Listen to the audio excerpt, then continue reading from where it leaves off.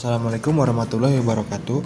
Perkenalkan, nama saya Akbaroni Maulana dari kelas R1 Manajemen semester 5 dengan nomor NIM 220253, Fakultas Ekonomi dan Bisnis, Prodi Manajemen Universitas Primagraha. Video ini saya buat untuk memenuhi tugas ujian akhir semester di mata kuliah Bisnis Internasional dengan dosen pengampu Ibu Adisia Maya Andara. Nah, di sini saya akan menerangkan dari dua materi yang telah saya pelajari, yaitu perdagangan dalam bisnis internasional dan teori investasi asing atau FDI. Baik, kita langsung saja ke materi yang pertama. Pengertian perdagangan internasional. Perdagangan internasional adalah perdagangan yang dilakukan oleh penduduk suatu negara dengan penduduk negara lain atas dasar kesepakatan bersama. Penduduk yang dimaksud dapat berupa antara perorangan atau individu dengan individu, antara individu dengan pemerintah suatu negara, atau pemerintah suatu negara dengan pemerintah negara lain. Yang berikutnya ada keuntungan dengan adanya perdagangan, yaitu yang pertama ada keuntungan dari adanya pertukaran, dan yang kedua terjadinya spesialisasi, yang ketiga perdagangan terkait dengan keberagaman preferensi individu karena semakin beragamnya produk yang ditawarkan. Yang keempat, akibat dari keberagaman endowment yang dimiliki oleh suatu negara. Dan yang kelima, adanya transfer teknologi modern. Selanjutnya ada teori klasik perdagangan internasional. Yang pertama, teori kaum merkantilisme. Teori merkantilisme adalah teori ekonomi yang menyatakan bahwa kekayaan suatu negara ditentukan oleh jumlah modal dan besarnya perdagangan internasional yang dilakukan oleh negara tersebut. Dan yang kedua ada teori keunggulan mutlak atau absolute advantage, Adam Smith. Teori ini menjelaskan bahwa suatu negara memiliki keunggulan mutlak jika mampu menghasilkan barang atau jasa dengan biaya yang lebih rendah daripada negara lain. Dan teori yang ketiga adalah dari pandangan teori klasik menurut David Ricardo. Ricardo berargumen bahwa negara-negara yang harus mengkhususkan diri dalam produksi barang yang dapat mereka hasilkan dengan lebih efisien dibandingkan negara lain. Selanjutnya ada teori modern perdagangan internasional. Yang pertama ada teori Hexer-Ohlin atau HO. Teori perdagangan internasional modern dimulai ketika ekonomi Swedia yaitu Eli Hexer 1919 dan Bertil Ohlin 1933 mengemukakan penjelasan mengenai perdagangan internasional yang belum mampu dijelaskan dalam teori keunggulan komparatif. Yang selanjutnya adalah teori HO, kemudian mencoba memberikan penjelasan mengenai penyebab terjadinya perbedaan produktivitas tersebut. Teori HO menyatakan penyebab perbedaan produktivitas karena adanya jumlah atau proporsi faktor produksi yang dimiliki endowment factory oleh masing-masing negara, sehingga selanjutnya menyebabkan terjadinya perbedaan harga barang yang dihasilkan. Selanjutnya ada pula hipotesis yang telah dihasilkan oleh teori HO, antara lain produksi barang ekspor di tiap negara naik. Yang kedua ada harga atau biaya produksi suatu barang. Yang ketiga, harga labor di kedua negara cenderung sama. Yang keempat, perdagangan akan terjadi antar negara yang kaya kapital dengan negara yang kaya labor. Yang kelima, masing-masing negara akan cenderung melakukan spesialisasi, produksi, dan mengekspor barang tertentu karena negara tersebut memiliki faktor produksi yang relatif banyak dan murah. Selanjutnya ada kelemahan asumsi teori HO. Asumsi bahwa kedua negara menggunakan teknologi yang sama dalam memproduksi adalah tidak valid. Yang kedua, asumsi persaingan sempurna dalam semua pasar produk dan faktor produk lebih menjadi masalah. Yang ketiga ada asumsi tidak ada mobilitas faktor internasional. Baik, kita masuk ke teori investasi asing atau FDI.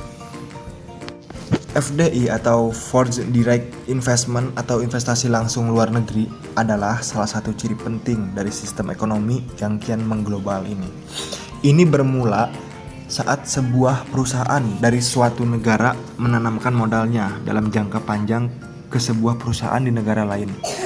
Dengan cara ini, perusahaan yang ada di negara asal bisa disebut home country, bisa mengendalikan perusahaan yang ada di negara tujuan investasi. biasa disebut host country, baik sebagian atau seluruhnya. Caranya dengan si penanam modal memberi perusahaan di luar negeri yang sudah ada atau menyediakan modal untuk membangun perusahaan baru di sana atau membeli sahamnya sekurangnya 10%. Ya, selanjutnya adalah kita akan membahas pengertian penanaman modal asing atau PMA, bagaimana melakukan penanaman modal asing, dan faktor-faktor yang mempengaruhi penanaman modal asing. Ya, yang pertama adalah pengertian penanaman modal asing atau PMA. Investasi asing atau Foreign Direct Investment atau disingkat FDI merupakan sebuah investasi yang datang dari luar negeri atau bisa dikatakan sebagai penanaman modal asing.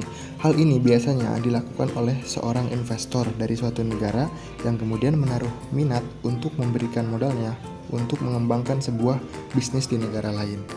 Investasi asing lintas negara ini umumnya merupakan penanaman modal dengan jangka waktu yang panjang yang diberikan oleh investor dari luar negeri ke sebuah perusahaan di dalam negeri, sehingga foreign direct investment atau investasi asing ini melibatkan 2 hingga banyak negara sekaligus. Yang selanjutnya ada bagaimana melakukan penanaman modal asing. Untuk melakukan penanaman modal asing atau PMA di Indonesia, kita perlu mengikuti tahapan-tahapan berikut. Yang pertama ada mengajukan proposal ke Badan Koordinasi Penanaman Modal atau BKPM, mendaftarkan nama perusahaan, menyusun akte pendirian, menyebar modal, dan mengurus izin usaha. Selain itu, kita juga perlu memenuhi beberapa syarat seperti mendirikan perusahaan berbentuk perseroan terbatas atau PT, memiliki setidaknya 2 pemegang saham, memiliki bidang usaha yang tercantum dalam klasifikasi baku lapangan usaha Indonesia atau KBLI, memiliki nilai investasi minimum 10 miliar di luar harga tanah dan bangunan, menyetor modal minimum 2,5 miliar ke bank di Indonesia, mematuhi ketentuan mengenai kepemilikan saham asing, mendapat izin prinsip dari BKPM, menyerahkan laporan kegiatan penanaman modal ke BKPM secara berkala. Untuk nama perusahaan, kita perlu memastikan bahwa nama tersebut unik dan tidak sama dengan perusahaan lain yang sudah terdaftar di Indonesia. Nama perusahaan juga harus menggunakan bahasa Indonesia, kecuali jika Anda mendapatkan izin terlebih dahulu. Yang selanjutnya adalah faktor-faktor yang mempengaruhi penanaman modal asing. Beberapa faktor yang mempengaruhi penanaman modal asing atau PMA di Indonesia adalah yang pertama ada produk domestik bruto atau PDRB, yang kedua ada inflasi, yang ketiga nilai tukar rupiah, yang selanjutnya jumlah penduduk, stabilitas politik dan sosial, kondisi infrastruktur dasar, upah buruh dekat dengan sumber bahan mentah, luas pasar yang baru. Jika dari teman-teman ada yang ingin bertanya atau masih ada yang belum paham, silakan tulis di kolom komentar. Kita sekarang sudah ada di akhir dari video ini, yaitu kesimpulan. Kesimpulan dari perdagangan internasional adalah perdagangan yang dilakukan oleh penduduk suatu negara dengan penduduk negara lain atas dasar kesepakatan bersama. Pada dasarnya ada 2 teori yang menerangkan tentang timbulnya perdagangan internasional, yaitu teori klasik dan teori modern. Adam Smith berpendapat bahwa sumber tunggal pendapatan adalah produksi hasil tenaga kerja serta sumber daya ekonomi. Dalam hal ini, Adam Smith sependapat dengan doktrin marketplace yang menyatakan bahwa kekayaan suatu negara dicapai dari surplus ekspor. Teori Hackers-Ohlin H7 menjelaskan beberapa pola perdagangan dengan baik. Negara-negara cenderung untuk mengekspor barang-barang yang menggunakan faktor produksi yang relatif melimpah secara intensif. Menurut Hackers-Ohlin, suatu negara akan melakukan perdagangan dengan negara lain disebabkan negara tersebut memiliki keunggulan komparatif, yaitu keunggulan dalam teknologi dan keunggulan faktor produksi. Hasil dari keunggulan komparatif adalah yang pertama, faktor endowment, yaitu kepemilikan faktor-faktor produksi di dalam suatu negara. Dan yang kedua, faktor intensity, yaitu teknologi yang digunakan di dalam proses produksi, apakah labor intensi atau kapital intensi.